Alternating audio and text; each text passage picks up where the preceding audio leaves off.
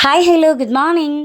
പതിവായി പറയുന്നത് പോലെ നമ്മുടെ ഫാമിലിയുടെ പുതിയൊരു വിശേഷത്തിലേക്ക് എന്നല്ല, നമ്മുടെ മണ്ണാർക്കാടിൻ്റെ മുഴുവൻ പുതിയൊരു വിശേഷത്തിലേക്ക് എല്ലാവർക്കും സ്വാഗതം.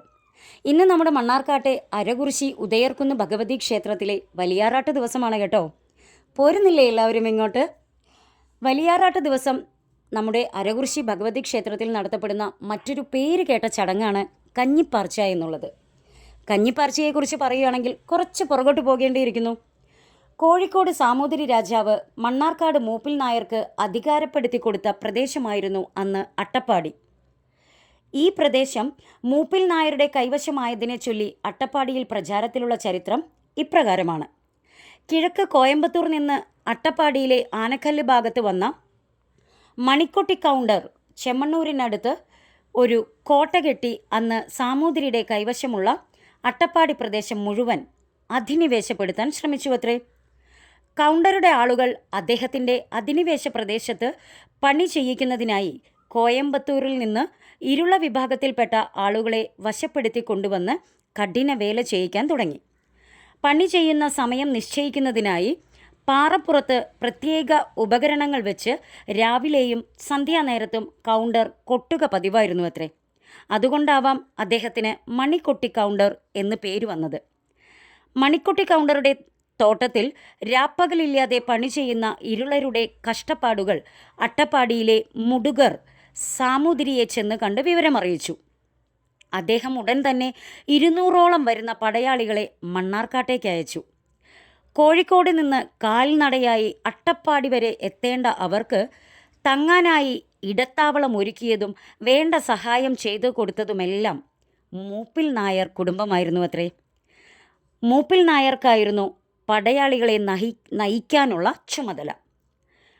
പോരിനൊടുവിൽ കൗണ്ടറെ കീഴടക്കുകയും അധിനിവേശ പ്രദേശങ്ങൾ അവർ തിരിച്ചു പിടിക്കുകയും ചെയ്തു അത്രേ. മൂപ്പിൽ നായരുടെ വീരപ്രകടനത്തിൽ മതിപ്പ് തോന്നിയ സാമൂതിരി പിന്നീട് ഈ വനപ്രദേശം മുഴുവൻ മൂപ്പിൽ നായർക്ക് ഏൽപ്പിച്ചു കൊടുത്തു എന്നാണ് അട്ടപ്പാടിയിൽ പ്രചരിച്ചു വന്നിട്ടുള്ള കഥ എന്നല്ല, ഐതിഹ്യം. പിന്നീട് വനദേശസാൽക്കരണ നിയമം വരുന്നതുവരെ ഈ പ്രദേശം മൂപ്പിൽ നായരുടെ അധീനതയിലായിരുന്നു അത്രേ.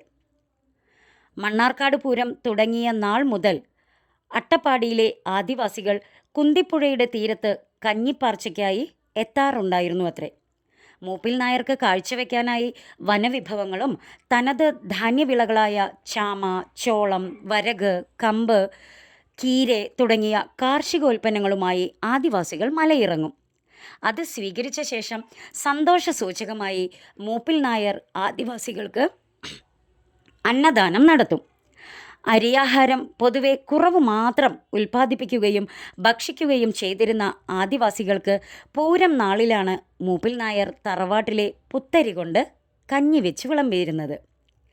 ഇതാണ് നമ്മുടെ ഇന്ന് അറിയപ്പെടുന്ന വലിയാറാട്ട് ദിവസം നടത്തപ്പെടുന്ന കഞ്ഞിപ്പാർച്ചയുടെ ഒരു ഐതിഹ്യം.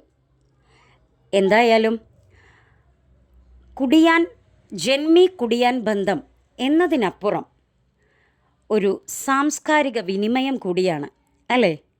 അരികിലാണെങ്കിലും അത്രയേറെ വ്യത്യസ്തമായ രണ്ട് സംസ്കാരങ്ങൾ തമ്മിലുള്ള ഇഴ ചേർത്ത് വയ്ക്കലാണ് കഞ്ഞിപ്പാർച്ച എന്ന മണ്ണാർക്കാട് അരകുറിശി ഉദയർക്കുന്ന് ഭഗവതി ക്ഷേത്രത്തിലെ ഈ ഒരു ചടങ്ങ്. ഇതിനു പുറകിൽ ഇത്രയും വലിയൊരു ഐതിഹ്യമുണ്ട് എന്നുള്ളത് അറിയാൻ സാധിച്ചതിൽ സന്തോഷം. നിങ്ങളുമായി പങ്കുവയ്ക്കാൻ സാധിച്ചതിൽ അതിലേറെ സന്തോഷം. എന്തായാലും ഇത്രയും പറഞ്ഞു വന്നപ്പോഴേക്കും ഇനി നമ്മുടെ കുറച്ച് കാര്യങ്ങൾ കൂടി പങ്കുവയ്ക്കാമെന്ന് വിചാരിച്ചു. രാവിലെ അമ്പലത്തിലെത്തി കഞ്ഞിപ്പാർച്ചയിൽ പങ്കെടുക്കുക, ദേവിയുടെ പ്രസാദമായിട്ടുള്ള കഞ്ഞി കുടിക്കുക എന്നത് തന്നെയായിരുന്നു ലക്ഷ്യം കേട്ടോ.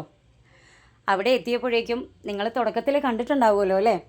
ആ ലൈനും കാര്യങ്ങളും എല്ലാം കണ്ടപ്പോൾ അല്പം ഒന്ന് പകച്ചുപോയി കേട്ടോ. നമുക്കൊന്നും വിശ്വസിക്കാൻ കഴിയാത്തതിലും അപ്പുറം ജനക്കൂട്ടമായിരുന്നു അവിടെ ഉണ്ടായിരുന്നത്. ഞാൻ പറയേണ്ട ആവശ്യമില്ലല്ലോ, നിങ്ങൾ കണ്ടിട്ടുണ്ടാവുമല്ലോ അല്ലേ? എന്ന് മാത്രമല്ല, ലൈനാണെങ്കിൽ നോക്കുന്നിടത്തെല്ലാം ലൈനാണ്. ഇതിൻ്റെ തല ഏത് വാലേത് എന്ന് കണ്ടുപിടിക്കാൻ കഴിയാത്ത അത്രയും വലിയ ക്യൂ ആയിരുന്നു. അതുകൊണ്ട് തന്നെ പതിയെ മനസ്സില്ലാ മനസ്സോടെ തിരിച്ചു പോന്നു എന്നുള്ളതാണ് സത്യം. തിരിച്ചു പോന്ന് നേരെ ക്ഷേത്രത്തിനകത്ത് കയറി ആറാട്ട് കാണാൻ തുടങ്ങി. ആറാട്ട് കഴിഞ്ഞതിന് ശേഷം വീട്ടിലേക്ക് തിരിച്ചു പോന്നു കേട്ടോ. സത്യം പറഞ്ഞാൽ കഞ്ഞിപ്പാർച്ചയ്ക്ക് പോയിട്ട് കഞ്ഞി കുടിക്കാൻ കഴിയാതെ വീട്ടിലേക്ക് തിരിച്ചു പോന്നു. വളരെയേറെ വിഷമമുണ്ടായിരുന്നു. കാരണം ദേവിയുടെ പ്രസാദമായിട്ടുള്ള ആ ചടങ്ങിൽ പങ്കെടുത്ത് ആ കഞ്ഞി കുടിക്കാൻ കഴിഞ്ഞില്ലല്ലോ എന്നുള്ളതിൽ വളരെയേറെ വിഷമമുണ്ടായിരുന്നു. പക്ഷേ സ്വന്തം അനുഭവത്തിൽ നിന്ന് പറയുകയാണ് കേട്ടോ, അങ്ങേയറ്റം മനസ്സിൽ എനിക്കും കുടുംബത്തിനും കഞ്ഞിപ്പാർച്ചയിൽ പങ്കെടുത്ത് ഒരു പ്രസാദം പോലെ ഒരു സ്പൂണെങ്കിലും ആ കഞ്ഞി കഴിക്കണം എന്ന അങ്ങേയറ്റം ആഗ്രഹമുണ്ടായിരുന്നു. ഒരു പക്ഷേ നമ്മുടെ ആഗ്രഹം വലുതാണെങ്കിൽ, അല്ലെങ്കിൽ ആഗ്രഹം എത്രത്തോളം ഉണ്ടോ അത് നമുക്ക് സാധിച്ചു തരും അല്ലേ എന്നാണല്ലോ. അതിലുമുപരി തൻ്റെ അരികിലേക്ക് തൻ്റെ പ്രസാദമായിട്ടുള്ള കഞ്ഞിപ്പാർച്ചയ്ക്കായി എത്തുന്നവരെ ഒരാൾ പോലും നിരാശയോടെ മടങ്ങില്ല, അതല്ലെങ്കിൽ മടങ്ങരുത് എന്നുള്ള നമ്മുടെ ദേവിയുടെ ഒരു എന്താ പറയുക, ആ ഒരു അനുഗ്രഹം ആയിരിക്കാം കുറേ സമയങ്ങൾക്ക് ശേഷം, അതായത് ഏകദേശം നമ്മുടെ കഞ്ഞിപ്പാർച്ച എന്ന ചടങ്ങ് കഴിയുന്നതിനോട് അടുത്ത് ഞങ്ങൾക്കറിയാൻ കഴിഞ്ഞു കഞ്ഞിപ്പാർച്ച എന്ന ആ ഒരു ചടങ്ങ് കഴിഞ്ഞിട്ടില്ല. ഇപ്പോഴും പോയി കഴിഞ്ഞാൽ നമുക്ക് ദേവിയുടെ പ്രസാദമായിട്ടുള്ള കഞ്ഞി കുടിക്കാം എന്നുള്ളത് ഞങ്ങൾ അറിഞ്ഞു. ഒരുപാട് സമയങ്ങൾക്ക് ശേഷം ഉടനെ തന്നെ ഞാനും ഹരിയേട്ടനും നേരെ ഓടിച്ചെന്ന് നമ്മുടെ കഞ്ഞിപ്പാർച്ച ആ കുന്തിപ്പുഴ തീരത്തേക്ക് എത്തി. അതായത് നമ്മുടെ ക്ഷേത്രത്തിനടുത്ത് തന്നെ ഉള്ള കുന്തിപ്പുഴ തീരത്തെത്തി ഞങ്ങൾ കഞ്ഞിപ്പാർച്ചയിൽ ആ ഒരു ചടങ്ങിൽ നിന്നും ആവശ്യമുള്ള ഞങ്ങൾക്ക് 2 പേർക്കും ഓരോ പ്ലേറ്റിൽ, അതായത് പാളയുടെ പ്ലേറ്റിലാണ് കേട്ടോ നമുക്ക് കഞ്ഞി തരിക. അതിൽ 2 ആൾക്കും 2 പ്ലേറ്റ്, ഓരോ പ്ലേറ്റിൽ കഞ്ഞി ലഭിച്ചു. അതിനോടൊപ്പം സ്വാദിഷ്ടമായ പുഴുക്കും ലഭിച്ചു കേട്ടോ. നമ്മൾ എത്രയൊക്കെ രീതിയിൽ എന്തൊക്കെ ഇൻഗ്രീഡിയൻസ് ചേർത്ത് നമ്മൾ ഉണ്ടാക്കിയാലും ചിലപ്പോൾ ഇത്രയും രുചി വരില്ല എന്ന് തോന്നുന്നു. അത്രയും രുചിയാണ് കേട്ടോ, ഒരു പ്രത്യേക രുചിയായിരുന്നു. അങ്ങനെ ഞങ്ങൾക്ക് ഇതാ ഞാൻ പറഞ്ഞ ആ നിമിഷം എത്തി. ഞങ്ങളവിടെ എത്തി, ഞങ്ങൾക്ക് കഞ്ഞി കിട്ടിയിട്ടുണ്ടായിരുന്നു. അതിൽ ഒരു പ്ലേറ്റിൽ കഞ്ഞി ഞാനും ഹരിയേട്ടനും അവിടെ നിന്ന് കഴിച്ചു കേട്ടോ. എന്നിട്ട് രണ്ടാമത്തെ പ്ലേറ്റിലെ കഞ്ഞി നമ്മുടെ മക്കൾക്ക് കിട്ടിയിട്ടുണ്ടായിരുന്നില്ല. അവർ രാവിലെ പോയിട്ടുണ്ടായിരുന്നു കേട്ടോ. മനുമോനും പൊന്നൂസൂട്ടി പോയിട്ടുണ്ടായിരുന്നില്ല. മനുമോനും കഞ്ഞിപ്പാർച്ചയ്ക്ക് വേണ്ടി പോയിട്ടുണ്ടായിരുന്നു. അവരും ഇതേപോലെ ലൈന് കണ്ടപ്പോൾ തിരിച്ചു പോകുന്നതാണ്. അതിനുശേഷം ഞാനും ഹരിയേട്ടനും പൊന്നൂസൂട്ടിയും പോയിട്ടുണ്ടായിരുന്നു. ഞങ്ങളും അതുപോലെ തിരിച്ചു പോകുന്നതാണ്. പക്ഷേ ഞങ്ങൾക്ക് 5 പേർക്കും ഇത് കഞ്ഞിപ്പാർച്ചയിൽ നിന്നും കഞ്ഞി ലഭിച്ചു. ഞങ്ങൾ 5 പേരും കഴിച്ചു എന്നുള്ളതാണ് കേട്ടോ സത്യം. അത് വല്ലാത്തൊരു അനുഭവമായിരുന്നു കേട്ടോ. കാരണം അത് കഴിക്കാൻ പറ്റാത്ത ആ ഒരു തിരിച്ചുവരവും അതിനുശേഷം വിചാരിക്കാതെ വിഷമിച്ചിരിക്കുകയായിരുന്നു. ആ നിമിഷത്തിൽ പോയി കഴിഞ്ഞാൽ കിട്ടുമെന്നുള്ള അറിവും, പോയി കഴിഞ്ഞപ്പോൾ ആവശ്യത്തിൽ നമുക്ക് മനസ്സ് നിറയുന്ന രീതിയിൽ കഞ്ഞി ലഭിച്ചു. നമുക്ക് എല്ലാവർക്കും കഴിക്കാൻ സാധിച്ചു. എന്തായാലും വളരെയേറെ സന്തോഷമുണ്ട്. ഈ വർഷം പൂരത്തിൻ്റെ ഫസ്റ്റ് ദിവസം മുതൽ ഇന്ന് ഈ നിമിഷം വരെ നമുക്ക് അമ്പലത്തിൽ പോകാനും തൊഴാനും ഓരോ പരിപാടികൾ കാണാനും, അതിലുമുപരി നമ്മൾ കഴിഞ്ഞ ദിവസത്തെ വീഡിയോയിൽ ഉണ്ടായിരുന്നു രാവിലെ നമ്മുടെ ആറാട്ടിൽ പങ്കെടുക്കാനും, അതുപോലെ തന്നെ ഇപ്പോൾ കഞ്ഞിപ്പാർച്ചയിൽ പങ്കെടുത്ത് കഞ്ഞി കുടിക്കാനും എല്ലാം സാധിച്ചു. ഒരുപാട് സന്തോഷം. അതുപോലെ തന്നെ നിങ്ങളോടും വീണ്ടും പറയുകയാണ്, എല്ലാവരും നമ്മുടെ വലിയാറാട്ട് ദിവസം ആയതുകൊണ്ട് തന്നെ വലിയാറാട്ടിന് എത്തുക. എത്ര 10,000 ജനങ്ങൾ അല്ലേ വന്ന് ഈ ഒരു കഞ്ഞിക്കായിട്ട് വന്ന് കഞ്ഞി കുടിക്കുന്നത് നോക്കി നോക്കൂ. അത്രയും ഒരു പ്രത്യേക ഒരു സംഭവം തന്നെയാണല്ലോ അല്ലേ. അതോടൊപ്പം തന്നെ എടുത്തു പറയേണ്ട മറ്റൊരു കാര്യമാണ്, അതായത് 10,000 ഭക്തജനങ്ങളാണ് ഇന്നിവിടെ ദേവിയുടെ പ്രസാദമായിട്ടുള്ള ഈ കഞ്ഞിപ്പാർച്ചയ്ക്കായിട്ട് ഇവിടെ എത്തിയിട്ടുള്ളത് കേട്ടോ.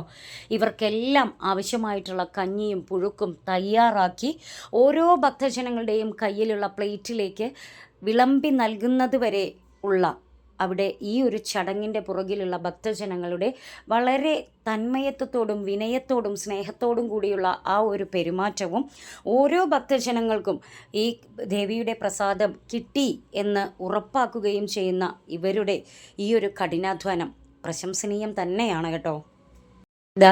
അങ്ങനെ നമ്മൾ വീട്ടിലെത്തിയിട്ട് മക്കൾക്കും ഒരു പ്ലേറ്റ് കഞ്ഞി കൊണ്ടുവന്നിട്ടുണ്ടായിരുന്നു. അവരത് കഴിക്കുകയാണ് കേട്ടോ. അപ്പോൾ എന്തായാലും നിറഞ്ഞ സന്തോഷത്തോടെ ഇന്നത്തെ നമ്മുടെ ഈ വിശേഷം ഇവിടെ വെച്ച് നിർത്തുകയാണ്. അടുത്തൊരു വിശേഷവുമായി അടുത്തൊരു ദിവസം അടുത്ത വീഡിയോയിൽ കാണുന്നത് വരേക്കും എല്ലാവർക്കും ബൈ. എല്ലാവരുടെയും സ്നേഹവും സപ്പോർട്ടും എപ്പോഴും കൂടെയുണ്ടായിരിക്കുമെന്ന് പ്രതീക്ഷിക്കുന്നു, പ്രാർത്ഥിക്കുന്നു.